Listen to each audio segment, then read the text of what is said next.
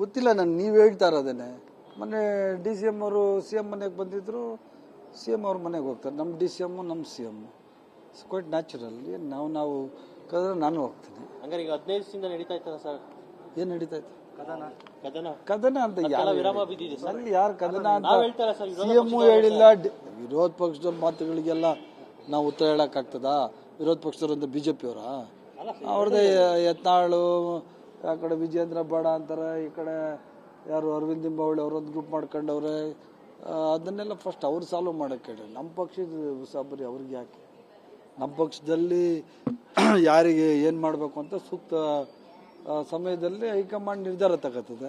ಪ್ರಸ್ತುತ ಈ ರಾಜ್ಯದ ಮುಖ್ಯಮಂತ್ರಿಯಾಗಿ ಸಿದ್ದರಾಮಯ್ಯನವರು ಇದ್ದಾರೆ, ಉಪಮುಖ್ಯಮಂತ್ರಿಯಾಗಿ DK ಶಿವಕುಮಾರ್ ಅವರು ಇದ್ದಾರೆ. ಅವರಿಬ್ಬರು ಮಾತಾಡ್ಕೊತಾರೆ, ಯಾವಾಗ ಮಾತಾಡಬೇಕು, ಏನು ಮಾಡಬೇಕು ಅಂತ ಹೈಕಮಾಂಡ್ ನಿರ್ಧಾರ ಮಾಡ್ತಾರೆ.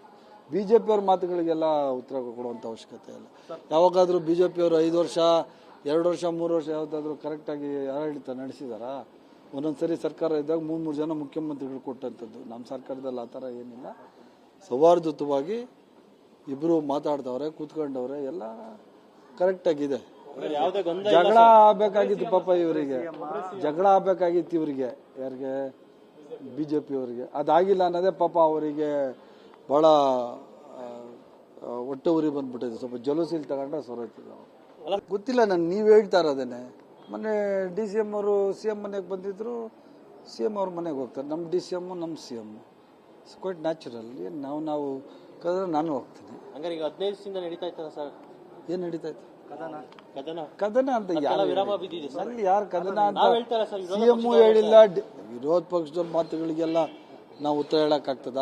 ವಿರೋಧ ಪಕ್ಷದವರಿಂದ BJP ಅವರ ಅವ್ರದ್ದೇ ಯತ್ನಾಳು, ಆ ಕಡೆ ವಿಜೇಂದ್ರ ಬಾಡ ಅಂತಾರೆ, ಈ ಕಡೆ ಯಾರು ಅರವಿಂದ್ ಲಿಂಬಾವಳಿ ಅವರೊಂದು ಗ್ರೂಪ್ ಮಾಡ್ಕೊಂಡವ್ರೆ. ಅದನ್ನೆಲ್ಲ ಫಸ್ಟ್ ಅವ್ರು ಸಾಲ್ವ್ ಮಾಡೋಕ್ಕೆ ಹೇಳಿ. ನಮ್ಮ ಪಕ್ಷದ ಉಸಾಬರಿ ಅವ್ರಿಗೆ ಯಾಕೆ? ನಮ್ಮ ಪಕ್ಷದಲ್ಲಿ ಯಾರಿಗೆ ಏನು ಮಾಡಬೇಕು ಅಂತ ಸೂಕ್ತ ಸಮಯದಲ್ಲಿ ಹೈಕಮಾಂಡ್ ನಿರ್ಧಾರ ತಗೋತದೆ. ಪ್ರಸ್ತುತ ಈ ರಾಜ್ಯದ ಮುಖ್ಯಮಂತ್ರಿಯಾಗಿ ಸಿದ್ದರಾಮಯ್ಯನವರು ಇದ್ದಾರೆ, ಉಪಮುಖ್ಯಮಂತ್ರಿಯಾಗಿ DK ಶಿವಕುಮಾರ್ ಅವರು ಇದ್ದಾರೆ. ಅವರಿಬ್ಬರು ಮಾತಾಡ್ಕೊತಾರೆ, ಯಾವಾಗ ಮಾತಾಡಬೇಕು, ಏನು ಮಾಡಬೇಕು ಅಂತ ಹೈಕಮಾಂಡ್ ನಿರ್ಧಾರ ಮಾಡ್ತಾರೆ. BJP ಅವ್ರ ಮಾತುಗಳಿಗೆಲ್ಲ ಉತ್ತರ ಕೊಡುವಂಥ ಅವಶ್ಯಕತೆ ಇಲ್ಲ. ಯಾವಾಗಾದರೂ BJP ಅವರು 5 ವರ್ಷ 2 ವರ್ಷ 3 ವರ್ಷ ಯಾವುದಾದ್ರೂ ಕರೆಕ್ಟಾಗಿ ಆಡಳಿತ ನಡೆಸಿದಾರಾ?